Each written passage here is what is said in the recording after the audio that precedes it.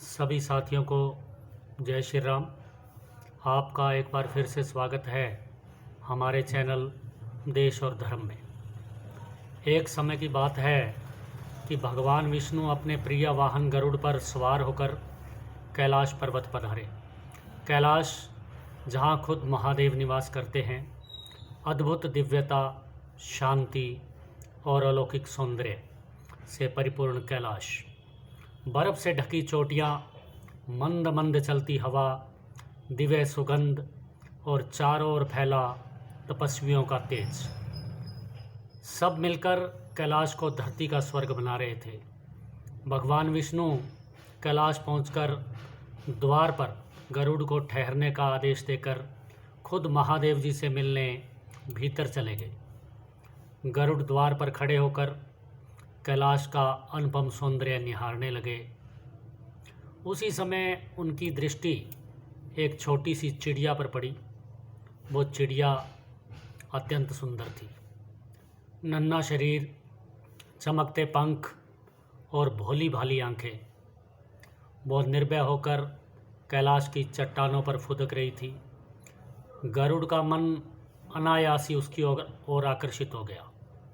उस क्षण उनके भीतर अजीब सी करुणा का भाव जागा। तभी अचानक कैलाश पर यमराज का आगमन हुआ। मृत्यु के देवता यमराज जैसे ही भीतर जाने लगे, उनकी दृष्टि भी इस छोटी सी चिड़िया पर पड़ी। उन्होंने बड़े आश्चर्य से उस चिड़िया को देखा, कुछ क्षण रुके और फिर भीतर चले गए। गरुड़ यह सब देख रहे थे। गरुड़ यमराज की दृष्टि का अर्थ भली भांति समझ गए। उन्हें लगा कि चिड़िया का अंत निकट है।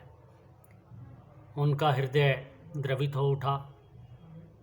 इतनी सुंदर, छोटी और निर्दोष चिड़िया, वो मर जाएगी, ऐसा विचार भी उन्हें सहन नहीं हुआ। करुणा से भरकर गरुड़ ने एक बड़ा ही असाधारण निर्णय लिया। उन्होंने चुपचाप उस चिड़िया को अपने पंजों में पकड़ा और आकाश में उड़ चले। वे कैलाश से हजारों कोस दूर एक घने जंगल में पहुंचे। वहां एक ऊंची चट्टान पर उन्होंने उस चिड़िया को सावधानीपूर्वक छोड़ दिया और निश्चिंत होकर कैलाश लौट गए। अब गरुड़ को विश्वास हो गया कि उन्होंने मृत्यु को धोखा दे दिया है। थोड़े ही समय बाद यमराज भगवान शंकर से मिलकर बाहर आए। गरुड़ ने बड़ी ही विनम्रता से उनसे पूछा, प्रभु, आपने उस छोटी सी चिड़िया को इतनी हैरानी भरी नज़र से क्यों देखा था?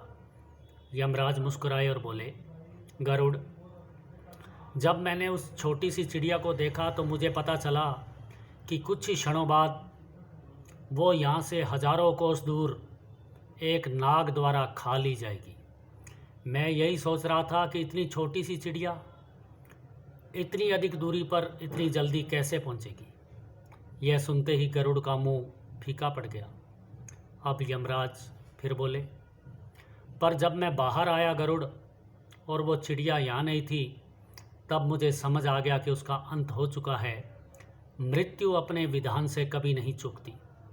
गरुड़ बिल्कुल मौन हो गए। उन्हें अपनी चतुराई पर नहीं बल्कि अपनी भूल पर पश्चाताप हुआ और उन्होंने इस सनातन सत्य को स्वीकार किया।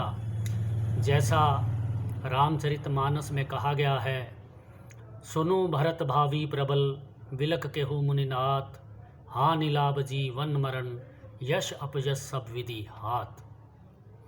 यह कथा हमें सिखाती है कि अहंकार, चतुराई या सामर्थ्य से नहीं बल्कि ईश्वर की इच्छा को स्वीकार करके ही जीवन का सच्चा मार्ग पाया जा सकता है। जो होना है वो होकर ही रहता है।